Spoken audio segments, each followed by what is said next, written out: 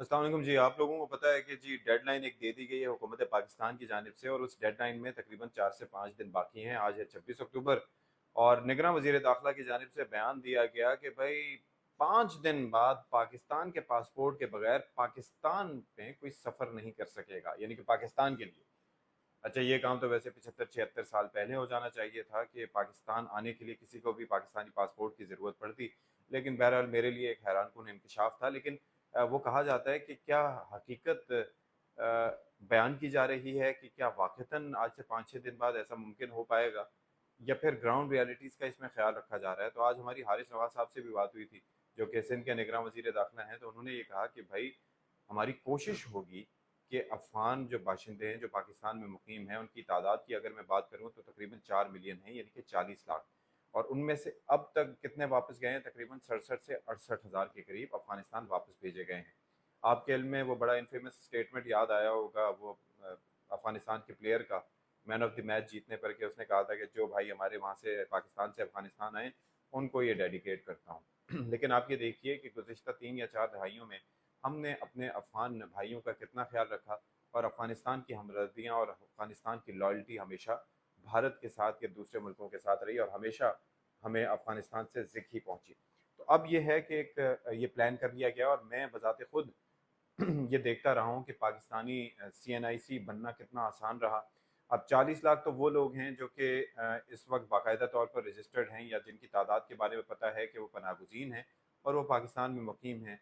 और बाकी कितनी ही ऐसी तादाद है जिसके अंदर नादरा के हमले की मिली भगत से वो लोग पाकिस्तान का CNIC और फिर पासपोर्ट हासिल करने में कामयाब रहे, और अब पाकिस्तान में और पाकिस्तान से बाहर जो हैं वो नौकरियां भी कर रहे हैं, और ज़ाहिर है कि वो पाकिस्तानी शहरी की हैसियत से ज़िंदगी गुजार रहे हैं, जो कि एक अलमिया है। और ऐसा मैं आपको बता सकता हूँ कि ऐसी तादाद सिर्फ सैकड़ों में नहीं बल्कि हज़ारों में, लाखों में हो सकती है। लेकिन अब ज़ाहिर है कि इस बात को इतना अरसा हो गया, उनकी जनरेशन ये काम कर रही हैं, तो पता नहीं इसके ऊपर कैसे कंट्रोल किया जाएगा। तो एक चीज़ ये कि ये जो इनखला का सिलसिला है, यानी कि ये जो 40 लाख अफराद हैं इनको भेजने का अमल है, इसमें मुझे ये लगता है कि इसमें महीनों नहीं सालों लग जाएंगे।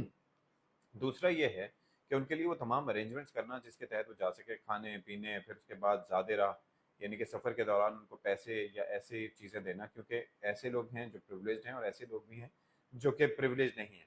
अच्छा, अफ़गान बाशिंदों को हम दो हिस्सों में तकसीम कर सकते हैं। एक वो जो कि पहले जब अफ़गानिस्तान में ये सारा सिलसिला शुरू हुआ था।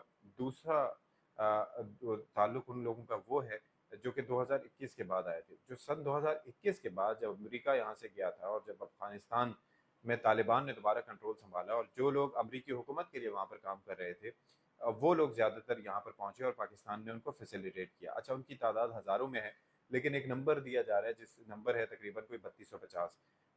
ये वो 3250 लोग हैं जो कि बरतानिया जाएंगे। बाकी हज़ारों की तादाद में और भी लोग हैं। अच्छा, ये वो लोग हैं जिनको बरतानिया जिनको जाना है, उनके लिए बरतानिया बाकायदा तौर पर चार्टर्ड फ्लाइट चलाएगा, फिर उनको बरतानिया में ले जाके उनको वहाँ पर सेटल किया जाएगा, और बाकी उस एतबार से सारे अरेंजमेंट्स किए जा रहे हैं, यानी कि उनकी लाइफ सेटल्ड है। इसी तरीके से आई एम श्योर के ज़ाहिर है कई तर्जुमान होते हैं, कई मुख्तलिफ शोबों में काम कर रहे होते हैं, और ज़ाहिर है उनकी अफ़गानिस्तान में ज़िंदगियों को ख़तरात लाहक होते हैं, तो उसके पेश नज़र वो यहाँ पर आए, और यहाँ पर अभी मुख्तलिफ गेस्ट हाउसेज़ में मुख्तलिफ जगहों में मुकीम हैं। और दूसरा एक चीज़ मैंने ये देखा कि अब अफ़गानिस्तान से जो लोग आए हुए हैं वफाकी दारुल-हुकूमत में, तो आपको वफाकी दारुल-हुकूमत में ज़्यादा तादाद रिच अफ़गानों की नज़र आएगी, जो कि ना सिर्फ ये कि वहाँ पर प्रॉपर्टीज़ खरीद रहे हैं, वहाँ पर मुख्तलिफ कारोबार कर रहे हैं। तो that is something we need to be concerned about, and we need to be alarmed about, कि ये पैसा कहाँ से आ रहा है, कैसे वो पैसे का इन्वेस्टमेंट की जा रही है। क्योंकि सऊदी अरब में जैसे कि पाबंदी है कि आप प्रॉपर्टी नहीं खरीद सकते, लेकिन यहाँ पर आपके फैसिलिटेटर्स हैं उनके नाम पर, या हो सकता है अपने नाम पर भी प्रॉपर्टी खरीदी जा रही है। आई एम नॉट श्योर कि इसका प्रोसेस क्या है। तो ये वो चीज़ें हैं कि अफ़गानियों के वारे नहीं आ रहे हैं कि भाई वो बरतानिया जाएंगे तो बरतानिया उनकी सेटलमेंट होगी, अमेरिका जाएंगे तो अमेरिका उनकी सेटलमेंट होगी। पाकिस्तान में वल्लाह आलम कि क्या सिलसिला उनका मज़ीद बनता है। लेकिन ये जो नंबर है 4 मिलियन का, हमें अगर अपने मुल्क को आगे बढ़ाना है, तो ज़ाहिर है आपको पता है जो बजट बनता है वो दस्तियाब वसाइल पे और आबादी के लिहाज से देख के बनता है। लेकिन ये जो हमारे अंदर जो दूसरे मुल्कों के कौमियतों के लोग हैं, and we have nothing against them.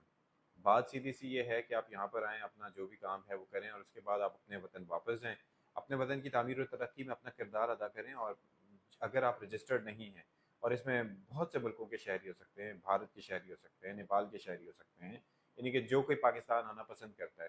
آج کل تو حالات یہ ہو چکے ہیں کہ ایون پاکستانی پاکستان میں رہنا پسند نہیں کرتے because of how our social economic situation is. بہت مشکل ہو گیا ہے لوگوں کا گزر بسر کرنا.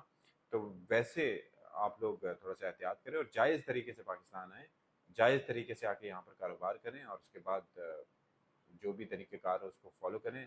Follow the rules, follow the law, اور اللہ اللہ خیر صلی اللہ. لیکن یہ افغانیوں کے حوالے سے اور باقی شہریوں کے حوالے سے جو کریک ڈاؤن ہے، ابھی دیکھنا ہوگا کہ اس میں کتنی حقیقت ہے اور کتنی حقیقت پسندی پر مبنی یہ آپریشن ہے. آج سے 4 سے 5 دن گزر جائیں گے کیونکہ ہمیں اس طرح کی اطلاعات مل رہی تھی کہ ایک تو افغانستان سے پاکستان میں جو دہشت گردی کی کاروائیاں ہوتی ہیں تو یہ جو یہاں مقیم ہیں یہ فیسیلیٹیشن کرتے ہیں. کراچی میں مختلف علاقے، سہراب گوٹ کا، آصف اسکوائر کا، اس طرح سے کئی علاقے ایسے ہیں جو کہ نو گو ایریاز بن چکے تھے، اور پھر ظاہر ہے کہ ان کی تعداد میں اضافہ بھی ہو رہا ہے. دوسرا ڈکیتیاں، وارداتیں ایٹسٹرا ایٹسٹرا جو چیزیں ہو رہی ہیں اس کے اندر بھی کافی یہ الزام لگایا جاتا ہے کہ اس میں افغان باشندے ملوث ہیں. تو اس کے پیش نظر اب یہ فیصلہ کیا گیا کہ ان کو ملک سے باہر بھیجنا ہوگا، ان کو ان کے ملک بھیجنا ہوگا. تو let's see what happens, fingers are crossed.